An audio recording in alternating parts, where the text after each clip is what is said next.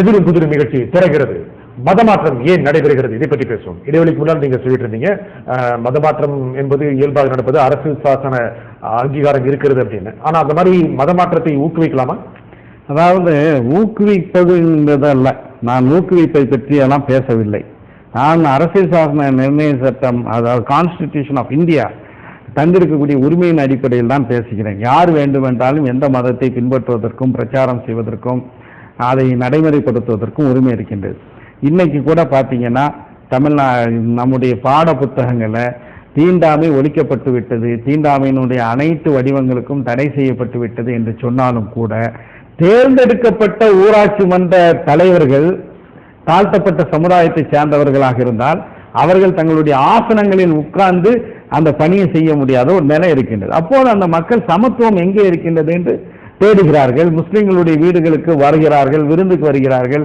இங்கே எந்த விதமான பாரபட்சமும் இல்லாமல் இருக்கக்கூடிய நிலையை பார்க்கின்றார்கள். பள்ளிவாசலை பார்க்கின்றார்கள், அங்கே எந்த விதமான பாரபட்சமும் இல்லாமல் எல்லாரும் தொழுகை நடத்துவதை பார்க்கின்றார்கள். இதன் காரணமாக அவர்களுக்கு ஒரு அட்ராக்ஷன், அதனால தழுவுகிறார்கள். நீங்க சொன்னீங்க தேர்ந்தெடுக்கப்பட்ட ஊராட்சி ஒன்றிய உறுப்பினர்கள் கூட தலைவர்கள் கூட ஏதோ ஒரு வகையில் ஜாதி காரணமாக இருக்கையில் கூட அமர முடியவில்லை அப்படின்னு. ஆனா இது போன்ற நிலைப்பாடு இருந்தால் அதற்கு எதிராக நடவடிக்கை எடுக்கிற அளவுக்கு அரசியல் சட்டம் இருக்கிறது அல்லவா?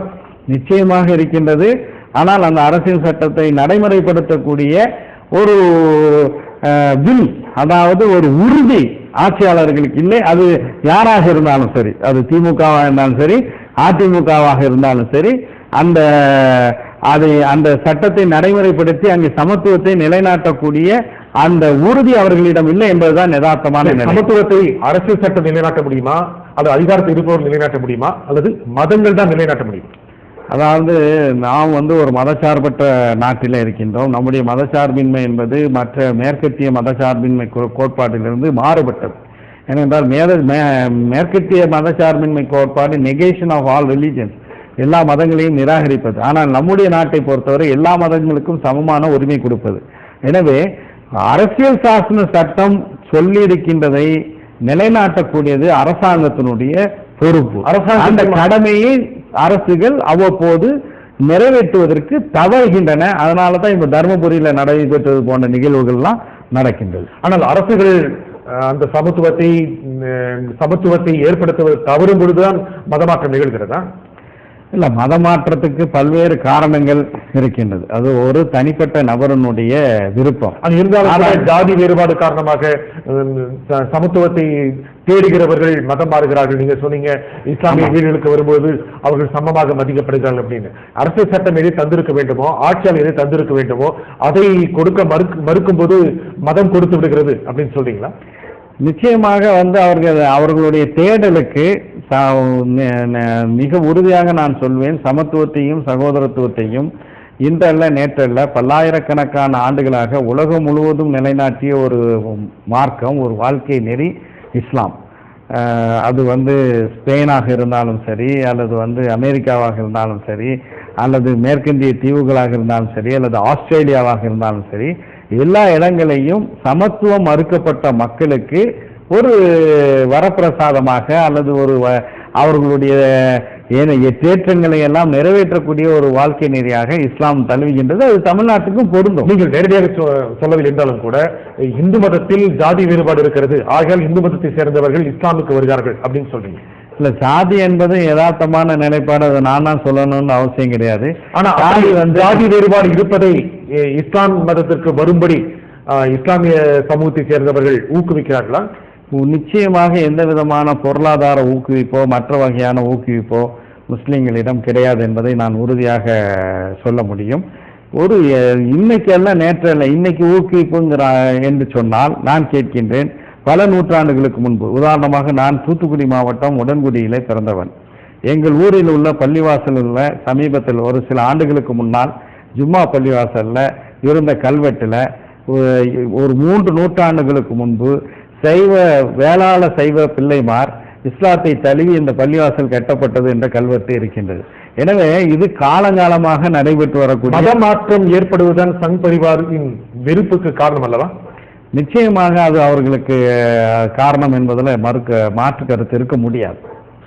ஆனால் ஒன்றை நினைக்க வேண்டும், ஒன்றை தெரிய வேண்டும். மதமாற்றம் இஸ்லாத்துக்கு வர்றதோ அல்லது கிறிஸ்தவர்களுக்கு வர்றதோ அல்லது சீக்கிய மதத்தை தழுவதோ அல்லது பௌத்த மதத்தை தழுவதோ, டாக்டர் பாபா சாஹேப் அம்பேத்கர் ஆயிரக்கணக்கான மக்களுடன் சேர்ந்து பௌத்த மதத்தை தழுவினார். பல நூற்றுக்கணக்கான மக்கள் இன்று இந்தியாவில் கிறிஸ்தவ மதத்தை தழுவுகிறார்கள். இதெல்லாம் நம்முடைய நாட்டினுடைய பன்முக கலாச்சாரத்தினுடைய ஒரு வெளிப்பாடாகத்தான் எடுத்துக்கொள்ள வேண்டும். ஆனால் சங் பரிவார் ஒரே மதம், ஒரே கலாச்சாரம், ஒரே மொழி என்று தங்களுடைய பாசிச கொள்கைக்கு எதிராக இது அமைந்திருக்கின்றது என்பதனால அவர்கள் போர்க்கொடி தூக்குகிறார்கள். தமிழகத்தை பொறுத்தவரை இதுபோல் ஊராட்சி ஒன்றிய தலைவர்கள் ஜாதி வேறுபாடு காரணமாக பாதிக்கப்படுவதற்கு யார் ஆட்சியாக இருந்தாலும், திமுகவாக இருந்தாலும் அதிமுகவாக இருந்தாலும் அவர்கள் பொறுப்பு, அவர்கள் அதுக்கான ஒரு தீர்வு காணவில்லை அப்படின்னு சொன்னீங்க. இருந்தாலும் கூட நீங்கள் ஏதோ ஒரு கட்சியை கூட்டணி வைத்துக் கொண்டு தேர்தலில் போட்டியிடுவதற்கு தேர்ந்தெடுக்க காரணம் என்ன? நிச்சயமாக இந்த நாட்டில் சிறுபான்மை மக்களாக இருக்கட்டும் அல்லது பொதுவான தளத்தில், மனித உரிமை தளத்தில், சுற்றுச்சூழல் தளத்தில் நாங்கள் செயல்பட வேண்டும் என்ற ஒரு ஆர்வம் எங்களிடம் இருக்கின்றது. அதை நிலைநாட்ட வேண்டும் என்றால் நிச்சயமாக மக்களவைக்கு சட்டம் இயற்றக்கூடிய அவைகளுக்கு நிச்சயமாக எங்களுடைய பிரதிநிதிகள் செல்ல வேண்டும். எனவே அது ஒரு யதார்த்த நிலை. கூட்டணி அரசியல் என்பது யதார்த்த நிலை. கூட்டணியை தவிர்த்து இந்த அரசியல் ரீதியான மாற்றங்களை நாம் கொண்டு வர வேண்டும் என்றால் நிச்சயமாக அந்த கூட்டணியை ஏற்றுக்கொள்ளத்தான் வேண்டும். இது ஒரு திராவிட கட்சி சார்ந்து இருக்க வேண்டும் நினைக்கிறேன். அதுதான் தமிழகத்தினுடைய யதார்த்தமான நிலை. அவ்வளவு குறைவான இடங்கள் கிடைத்தாலும் கூட இது ஒரு திராவிட கட்சி சார்ந்து இருந்து சட்டப்பேரவைக்கும் நாடாளுமன்றத்திற்கும் தேர்ந்தெடுக்கப்பட வேண்டும் அப்படின்னு இருக்கா?